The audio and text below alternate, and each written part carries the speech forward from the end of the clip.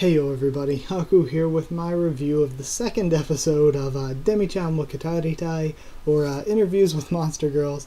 Now, this one was pretty much Dullahan Waifu Taimu. Now, for the series as a whole, I was like, okay, they may end up struggling a little bit with being exciting, because, like, looking at Dullahan Machi compared to, say, Lala from Monster Musume no Iru Nichijo, it's like Lala's got the whole actual Envoy of Death thing going on, the blue skin, the dark sclera.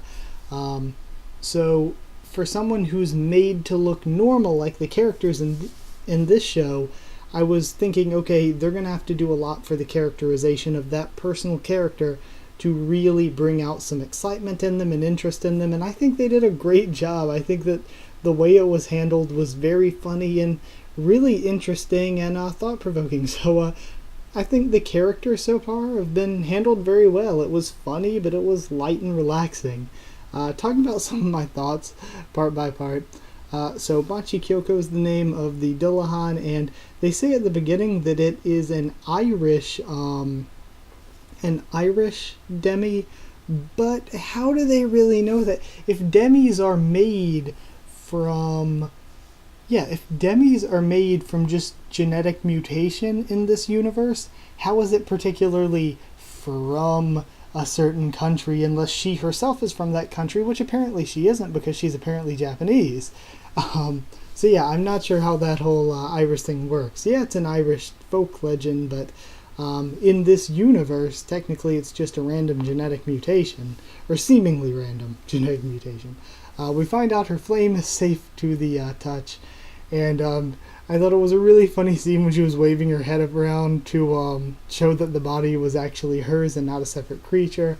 Also very cool to note that her head and body can be very, very far apart. A part that really made me laugh a lot was when she talked about how she eats, and they showed her with the eating harness that she puts her head into. The sight of that I thought was very, very funny.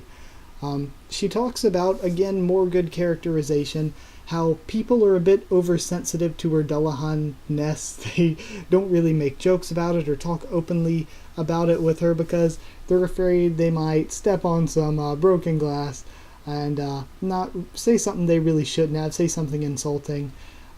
So I love the way that Takahashi takes this and uses it to be in this sort of guidance counselor role, which I think is a good role for him as a character. Like I said, the one thing I think that could hurt this series is romance with the teacher, and we'll get into that a little bit later. Because no, I didn't think it was bad here. But basically, I love him taking the guidance counselor sort of role. Also, apparently in this world there are only 3 Dullahans in existence. How they know that, who knows, but yeah, whatever, there are only 3. Also, her flame when she asked for a hug was hilarious. I thought it was very funny. And then best girl's face when she steps in and sees something worth gossiping about.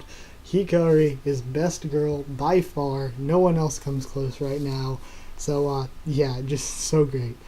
And then Yuki is a rude bitch. That's why I wrote in my notes when I was watching. I was like, what the hell, Yuki? Because it's like, I know we're supposed to get this feeling like, oh, she's scared to touch them or be around them. She's very nervous about her ability. But no, the freaking Hikari's like, oh, this is Machi, say hi or whatever. And Machi's like, oh, hey, nice to meet you. And Yuki just looks at them silently and then says, yeah, I've got something else to do, and walks off. Yuki, a rude bitch. So yeah, not liking Yuki right now. Poor Machi getting the, I almost said getting the cold shoulder, but yeah, getting the cold shoulder from the Yuki Onna. And then going to bed that night, the cutest thing and most creative thing in the world, when we see Machi go to sleep and she has like the head house, was the cutest thing ever. It was like a little dog house that she puts her head in. Oh my gosh, that was the cutest thing. And she actually takes notes about herself and things she notices for Takahashi, sort of. So I think that's very interesting to show that they like him and they're going to help out with his research.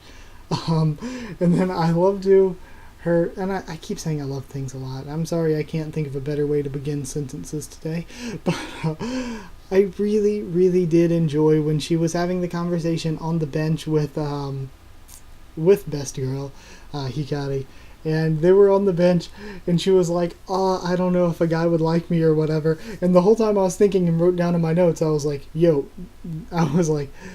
any guy would be crazy to say no. Dillahan has some crazy kink possibilities. And then right as I was doing that, Hikari, totally right, Best Girl, like, are you kidding? You're a Dillahan. You are like way up there with men. You have like so many kink possibilities. So I thought it was funny. Character took the words right out of my mouth.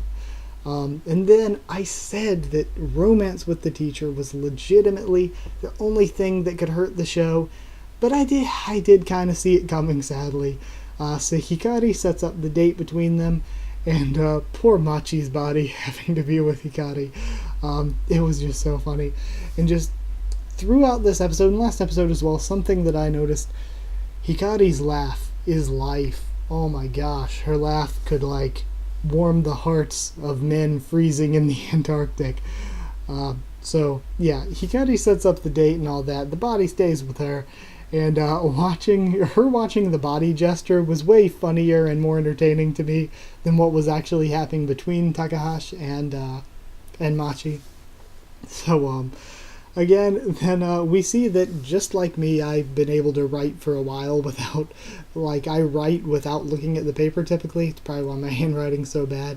But yeah, Machi can write without looking at the paper as well, so it was funny as well. And then we have fan service boob attack, which again, little fan service goes a long way. Wasn't bad. And again, Hikari's laugh is life itself. It is the best thing that there is. Also, when Takahashi and Machi go and they get something to drink and whatever, I am just thinking the whole time, how has he not asked how eating works yet? Now, I know they probably cover it in the manga, and I know it's probably coming up later on, so don't worry, I'm not saying, oh, it's bad, they never cover it, and I'm like, no, it just seems like, to me, personally, that would be like, if I was going to be interviewing her about what's up with her species or whatever, that would be like the first thing I ask. I would be like, is it some sort of magical spiritual link? Like, how does this work? That would have been my first question, absolutely. Other than that, so yeah, that's just, I was like, how is that not the first thing he asks? Then probably my favorite scene in the whole episode is that table. Just Machi tries to stand up, nails her shin on the table. Then the same thing, casualty of Hikari's toes. And then the funniest part, just the little things thrown in there when Hikari is on the ground like, Machi holding on to her foot, and Machi's just slamming her fist into the ground. I was dying. I was so done. In fact, the entire bathroom scene was very, very funny. And I get why she wouldn't want to tell Takahashi about the bathroom thing, like, yo, my body's taking a piss right now.